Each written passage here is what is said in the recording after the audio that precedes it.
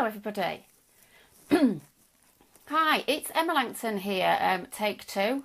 Something just weird just happened before. I'm popping on as promised to talk to you a little bit about kind of stress, anxiety and things like that. If you're popping on, just let me know. I'm just going to share this on my page, bear with me.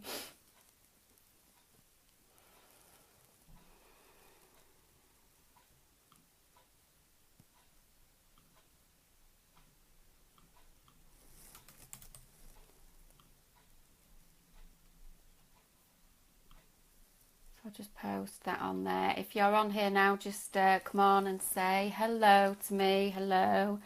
Hello. Just let me know that you're there. And we'll just give it a minute or two.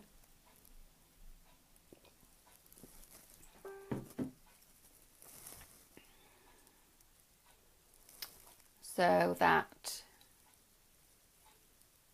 we can see who's here. If you're joining me, just come on and say hello. I'm just going to give it a minute or two, and then I'm going to be talking about all things to do with kind of stress, anxiety, overwhelm, because it's been something that I've been hearing from quite a lot of different places with some of my clients, with some different places that I kind of hang out, and because it's what I work with all the time, and because it's Mental Health Awareness Week, it seems as good a time as any to be able to come and talk to you about it. Okay, so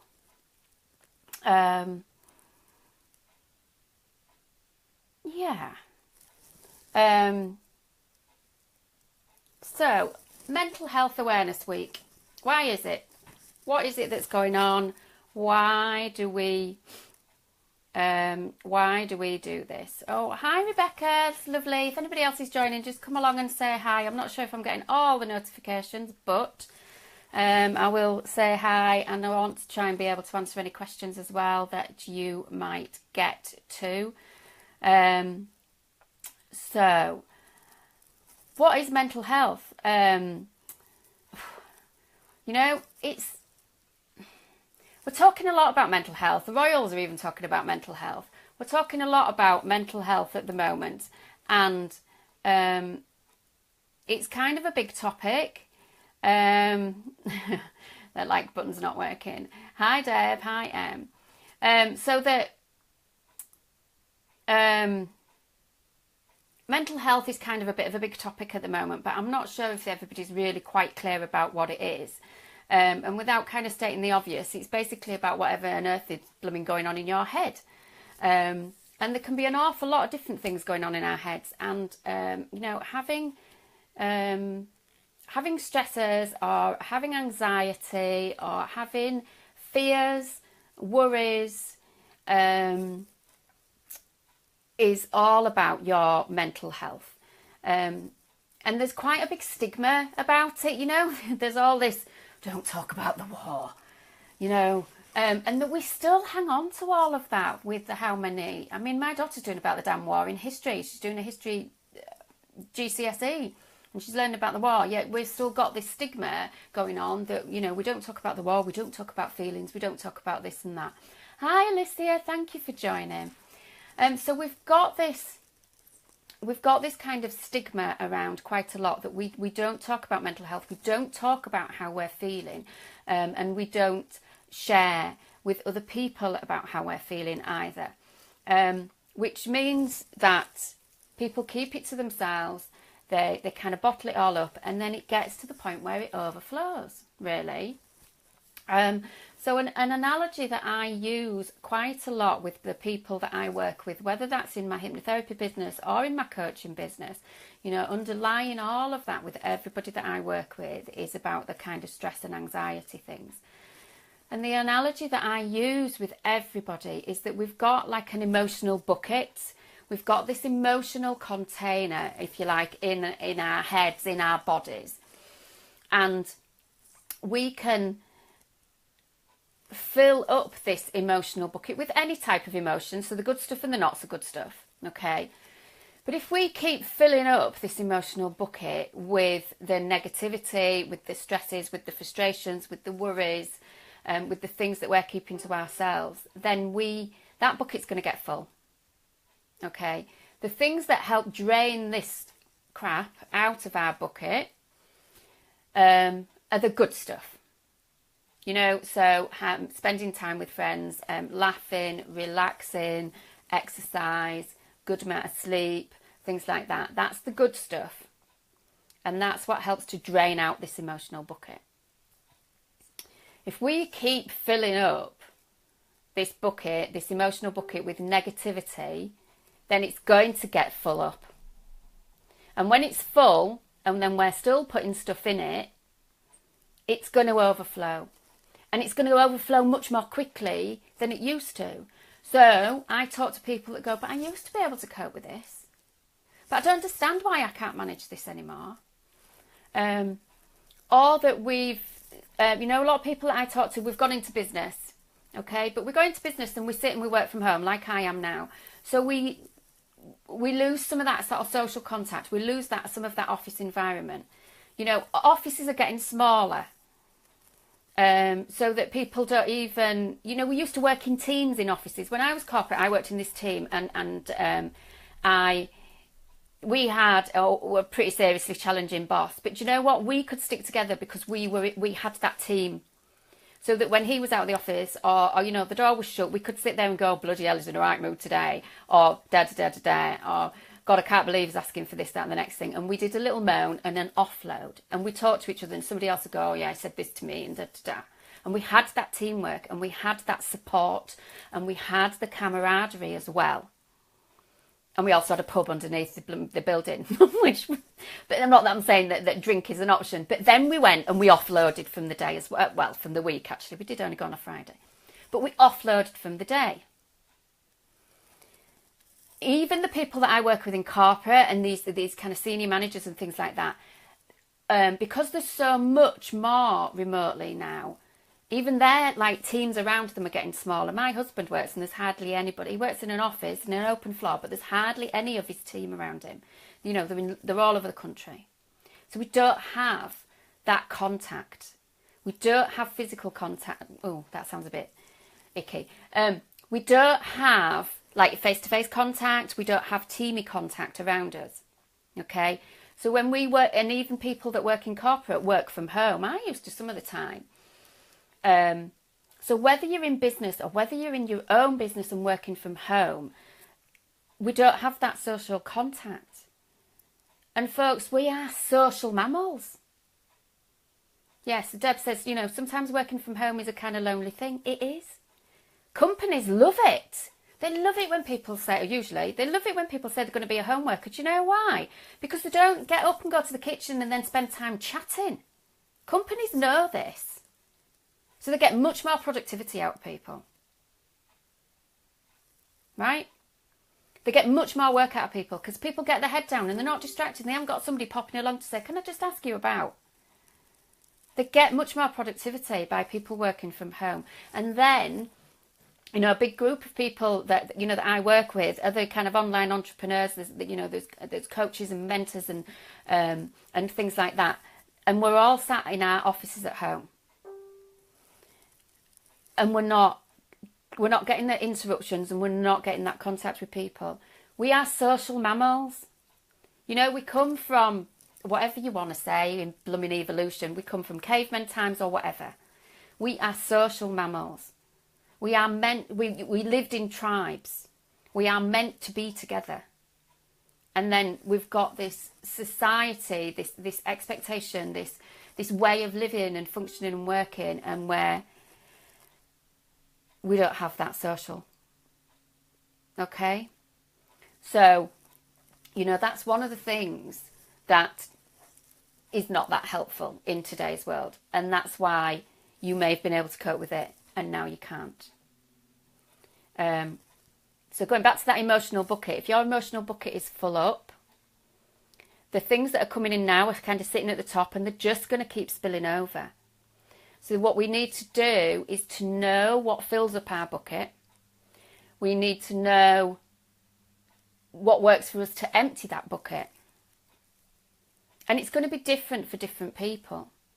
So one of my kind of stock phrases is that I have a friend that knows when she's getting full up, because I talked to her about this, and she can feel it in different places in her body, which I'll come back to.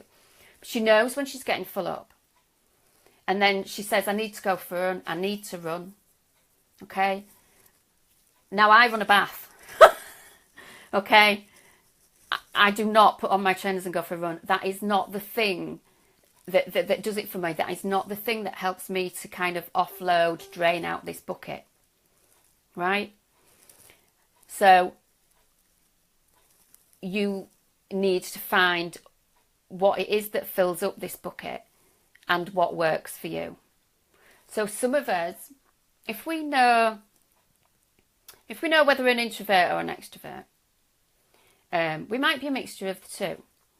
But if we know whether we like an upbeat activity or something more restful and relaxing, or a bit of time alone, so I might go to bed. I might sit and read. I might just go for a walk with the dog. But when I go for a walk with the dog, I'm not doing loads of other busy things. Some people like to be super busy. Some people like that buzz through them, and that helps the other stuff to kind of, fade away, drain out, whatever. I will leave my phone at home. I won't even plug myself into music. For me, that's what works for me. I am very much right low down on the energy level. That I need kind of quiet. I need isolation for a bit. I need really quiet times. Some other people I know some people that have got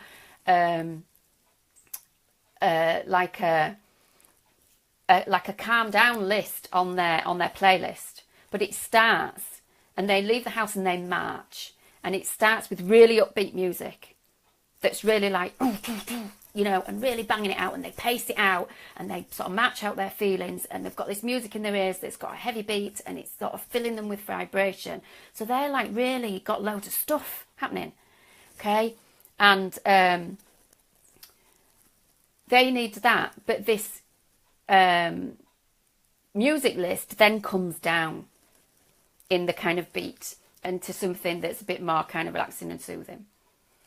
So that's their way of offloading.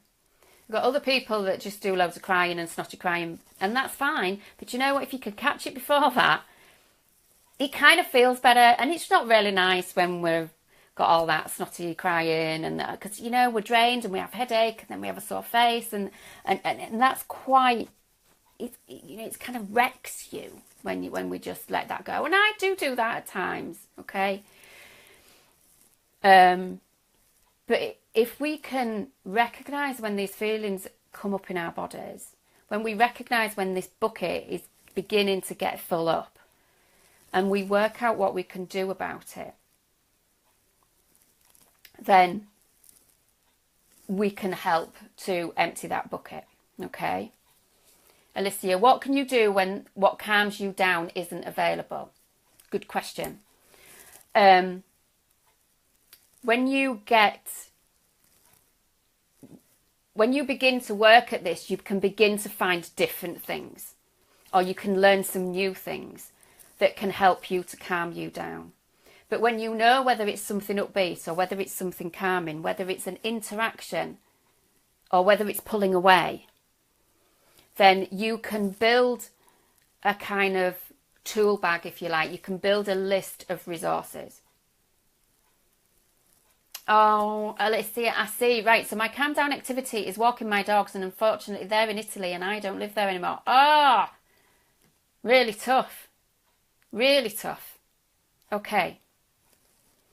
And that's where you need to find some other things, okay? And I've just gone, you just need to find some other. It's not just. It is about thinking about what is it about walking your dogs. It is about, what is it? Is it the walk? Is it the connection? Because, that unconditional positive regard, and that kind of loving, or the big eyes and things like that. Is it that? What is it then about that? But finding more things. And it might not be exactly that. But what's really good, and this is the other thing that I teach people, if you like, I help people with, is finding those other things. Finding quite a collection of other things. Because when I'm in my therapy room and I've got clients, like, not quite, but one after the other, and something hits, as it did a couple of weeks ago, something hit and I was like, oh my God, I'm going to cry. I feel sick. Oh, wish I'd not read that email. Oh God, it's hit me to the pit of my stomach. I've really cocked up. Oh, I don't know what to do about it. Oh my God, I haven't got time to deal with it because I've got all these clients, right? I couldn't have walked my dogs that day. Dogs, I've got one, sorry. I've got one. But I couldn't have walked my dog. I couldn't have gone for a sleep. I couldn't have picked up a book. I couldn't have gone for a bath. But I recognised that I had this feeling in the pit of my stomach. Didn't quite know why this email was bothering me quite so much as it did, apart from I felt like I'd cocked up. Right?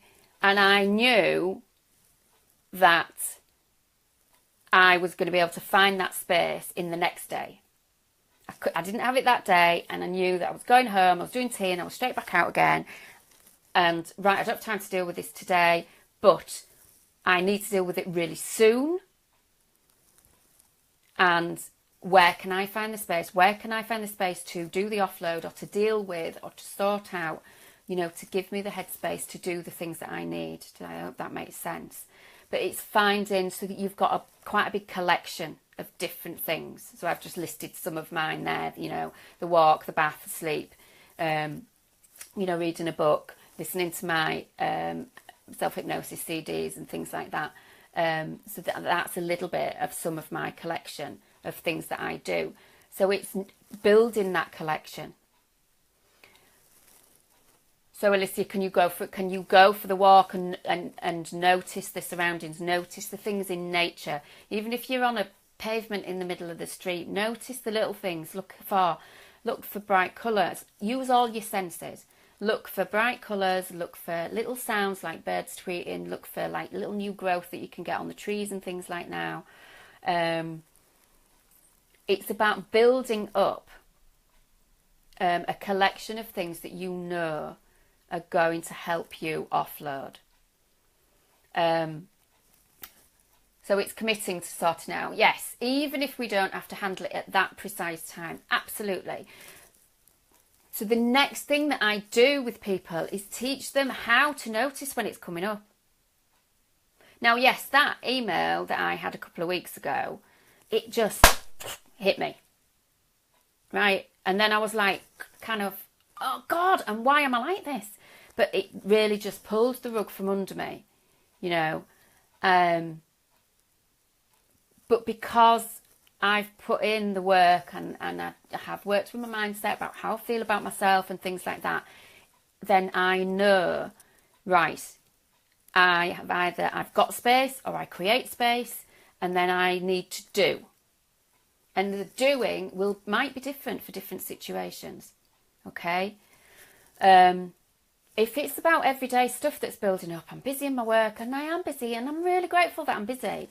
But I am busy, and and oh God, when am I going to have time for this? And when am I going to have time for write a newsletter? And when am I going to have time for this, and this?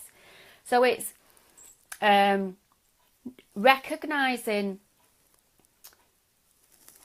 that we have feelings in our bodies, and we're crap at talking about this as well. We're crap at recognising it.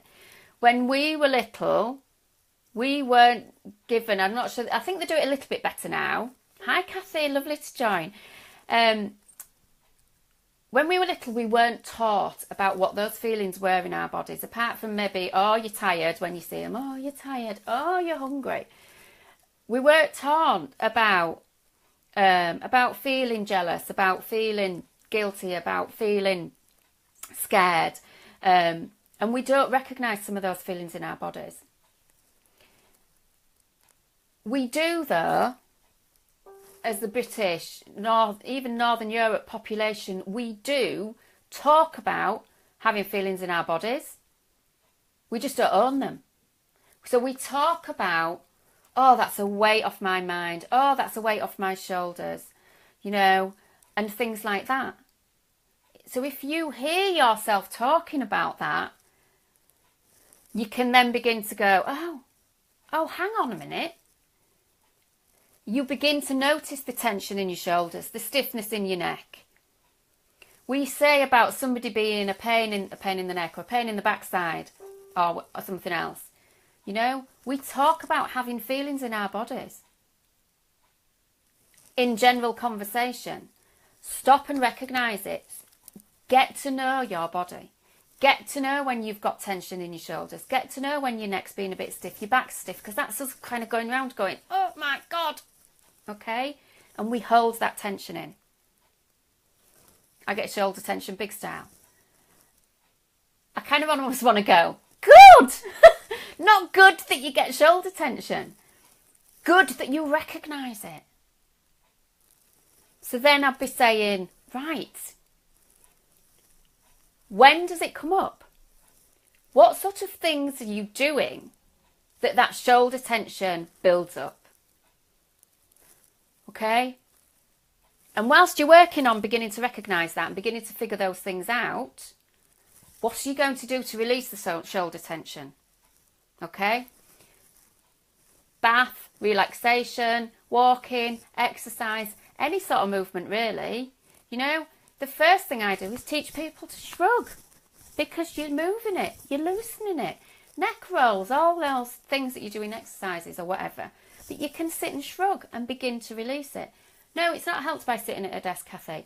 And I know you've just joined, but what I was talking about slightly at the beginning was that we sit, we are kind of isolating ourselves by this kind of working from home, running our own businesses from home and things like that. And then we don't get interruptions, and we don't we don't stop for a break. We don't get a cuppa. We don't go and chat to somebody else in the office and things like that. So we stay hunched over our desks and over our computers for longer. Okay?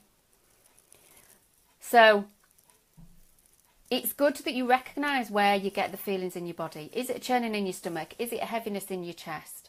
The person that I said I need to go for a run thing, she does get a little bit shaky.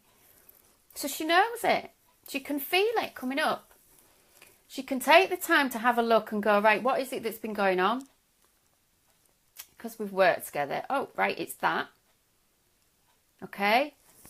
And what can I do about it? If the things in your business are building up, if the things in your life are building up, because, we are really good. The reason that we're good and successful in our business is because we push ourselves. The reason that the people that I work with are successful in the jobs is because they push themselves. We all push ourselves. But we need to set our own boundaries. Okay? When my children came, so my children are adopted, and the thing that I was told at the beginning, before I knew any of this stuff, was they need firm boundaries. Okay. Now, people misunderstand firm boundaries as meaning harsh boundaries. Firm boundaries means clear and consistent and steady and regular. That, yes, we might waver from, but the children know they're there. Why do the children need them? Because it helps them to feel safe. It helps them to know what's expected of them. It helps them to know, where they are and what they're doing. Actually, that doesn't go away.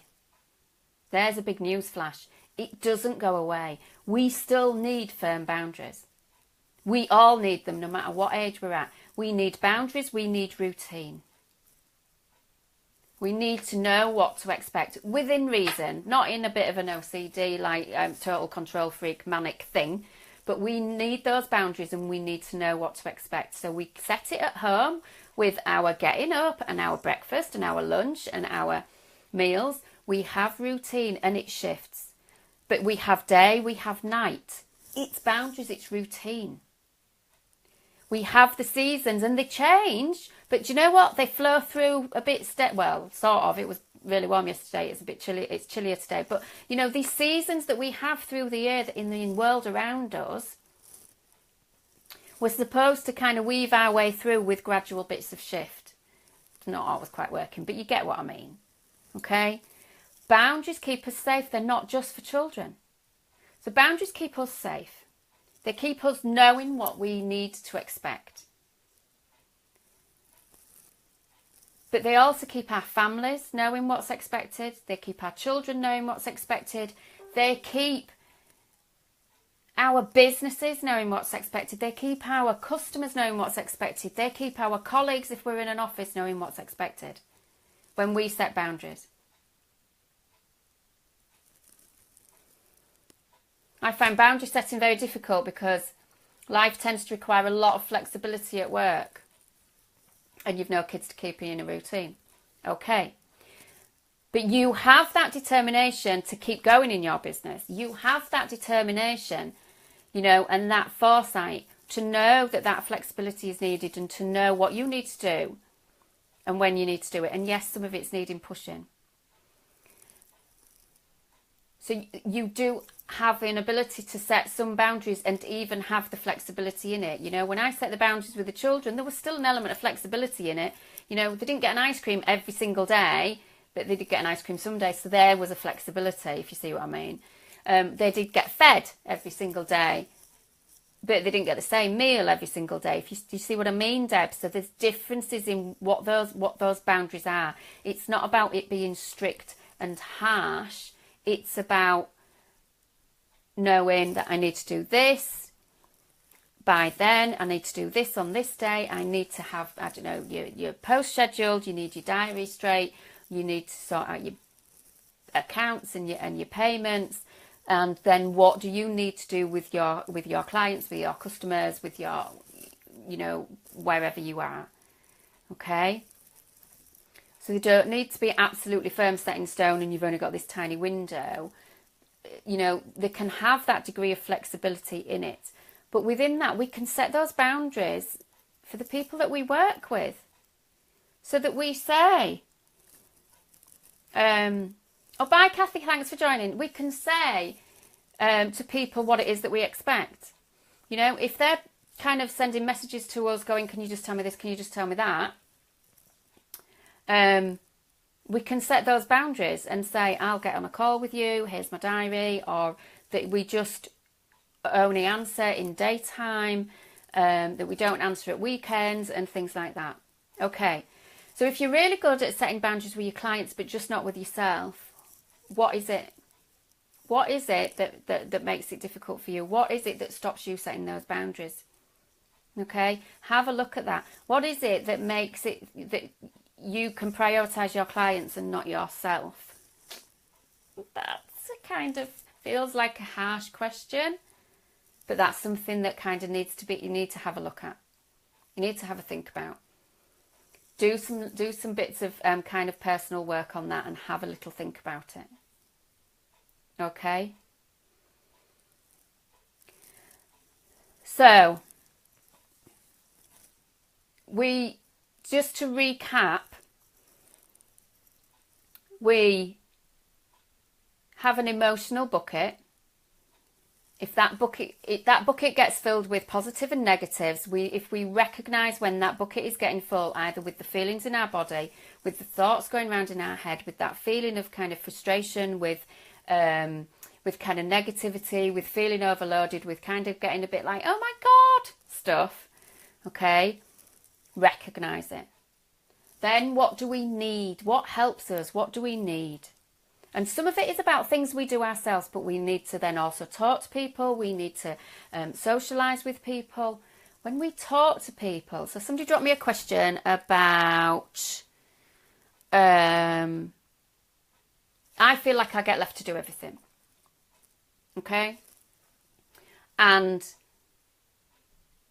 my husband's really good at kind of saying, yeah, but you're good at that. And he thinks that I'm good at stuff because I do it. Okay? We need to talk to people and we need to tell other people what we need. And in doing that, we need to go, I need, I need some help with. I need even just a decision on somebody else to blooming decide what we're having for tea.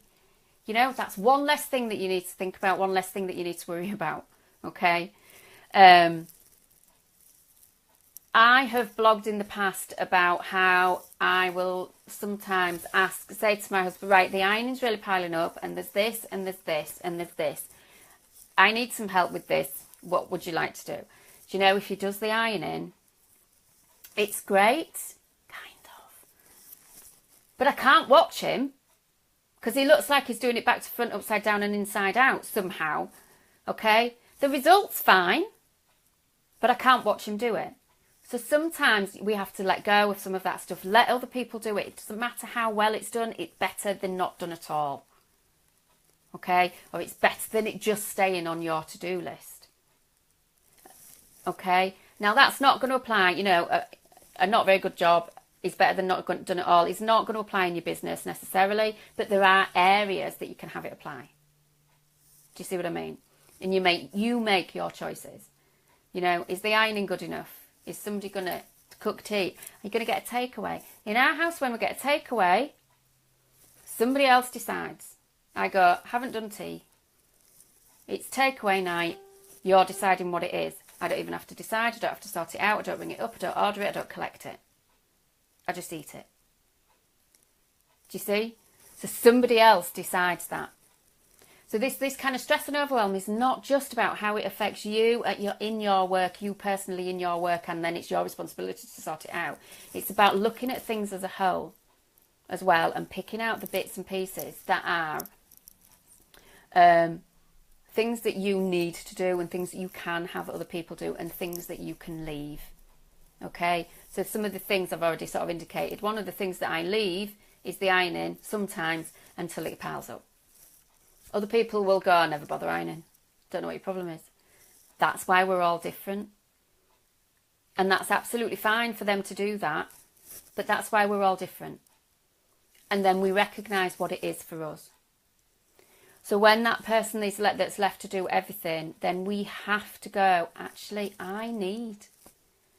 And the best result of it is about how we speak to people.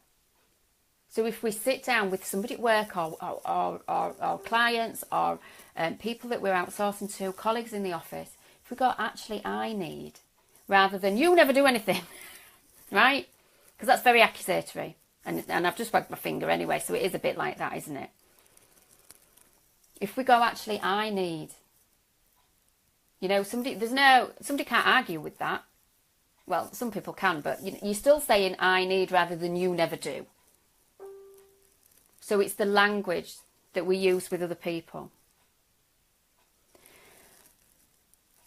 Somebody else said to me, I'm not very good at asking for help. I'm not very good at doing this. I'm not very good at doing that. Okay? So again, about the language. If we spend our time saying, I'm not very good, I'm rubbish at, I don't think I can, they're all negative statements. And the language that we use to talk to ourselves is incredibly powerful in our minds. Incredibly powerful. And that can bring us down. That can help us to feel under more pressure. If we say, oh God, I'm under pressure, I'm stressed, your brain just hears you're stressed. If you're saying I'm not stressed, your brain unfortunately still hears stressed. It's not helpful, is it? It hears the stronger negative words. So change the way that you talk to yourself. If you catch yourself, you're not going to do this overnight. So when you catch yourself going, I'm not very good at, I can't do, this is hard, it's too much, too big to dare. Catch yourself when you do it. Please don't beat yourself up. There's plenty of people in the world that are going to pick on you and beat yourself up. You don't need to do that one. Bye, Deb.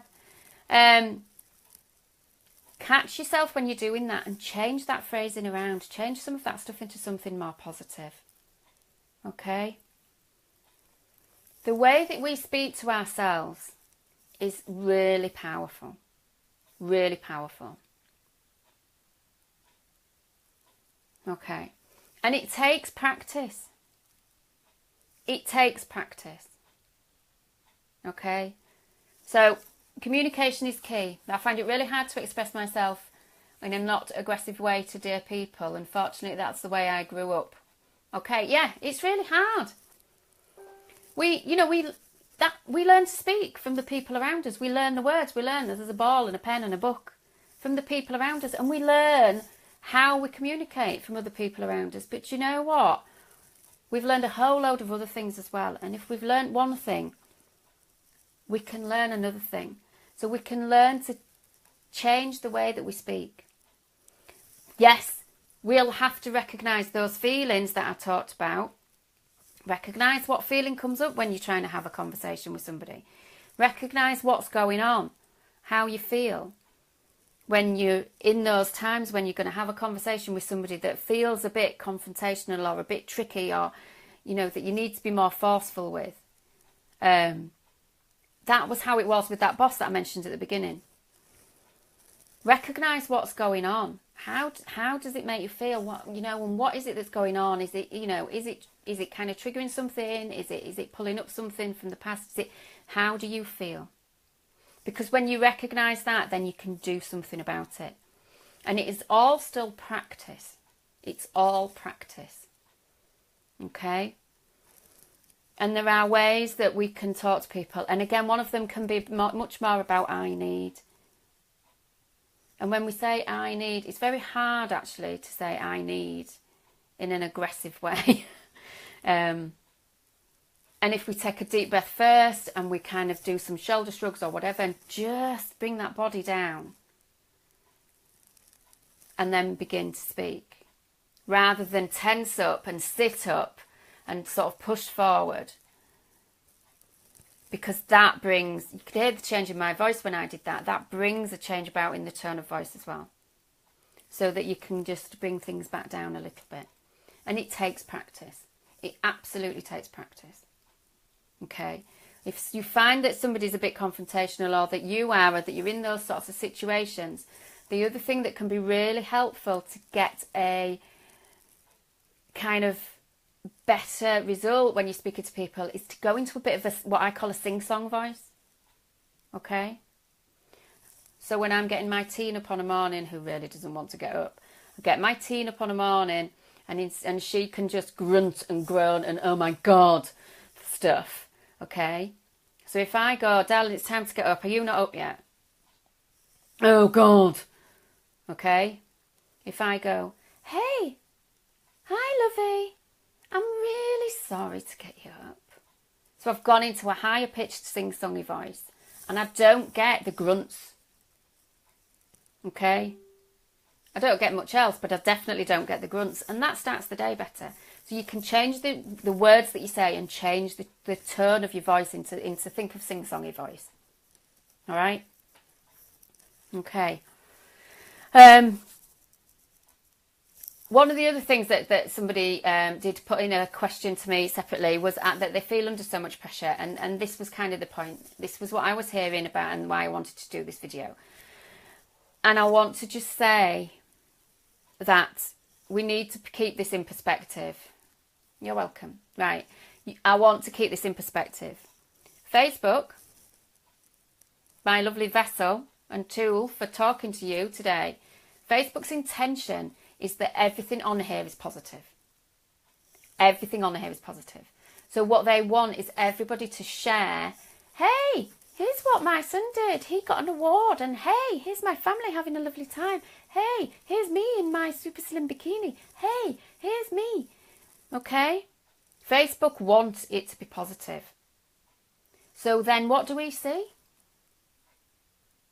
How often do you see somebody going, God, I've had a bad day? Not often. There are some people that do that. Okay? I've had a bad day. You know, this didn't go well, that didn't go well, da-da-da-da-da. Not as much. If you go through your newsfeed, not as much. Because Facebook wants this to be positive. And back to, we don't talk about things. So we don't show and we don't share that we've had a tough day. Now, I'm not recommending that we do use Facebook for that. But what I'm saying is keep your perspective that what we see on social media are the positives. what we hear then from the world around us are the expectations, the stress from other people, the pressure from other people. Okay, the pressure that we might put on ourselves, the pressure that we feel from the government, from schools, from other businesses, from people around us, from what we think we see. What we think we see from other people is not necessarily what's going on in their heads. Okay? It's really not. Keep that perspective, please. And then talk to people. Even if you only say a tiny little bit and just see if you get something back. And somebody says, oh, I felt like that. This happened with me. Because it kind of, I don't want to say normalises it, because, being stressed, anxious, frightened, worried, overwhelmed, it's not okay. And I don't want people to think that being stressed and anxious is normal. It's not normal, and it's not okay.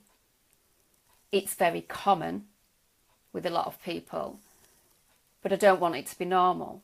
But if we hear that other people also struggle with this, or other people also had a difficult that, then we do end up going, okay, it's not just me. And we don't feel so alone. Does that make sense? Okay. So, other things that kind of help us are about keeping us kind of healthy. So, drink plenty of water, have good nutrition, because we can work on ourselves from the inside as well as just from the outside. We can work on our body health as well as our mind, our mental health and our mindset. Okay. Exercise releases feel-good chemicals.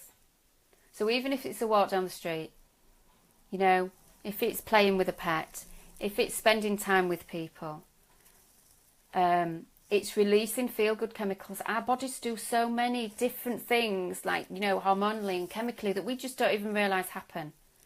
They're doing it all automatically. So just, how's, going down to the coffee shop, how is going for a walk really going to help when I've got so much to do? It is. It just is, because your body does a whole load of automatic other things. Okay? Get enough sleep, people. Even if you think that you're working late at night and that's when you work best and things like that, get enough sleep. Because again, your body's doing a whole load of automatic things. Has this message got boring yet? Okay? Unplug from social media. Unplug from those expectations. Unplug from everybody else going, yay, I'm having a fab time. Okay? Unplug. But find the things that work for you. If you want to know more about the work that I do, about the way that I can help you, get in touch with me. Okay?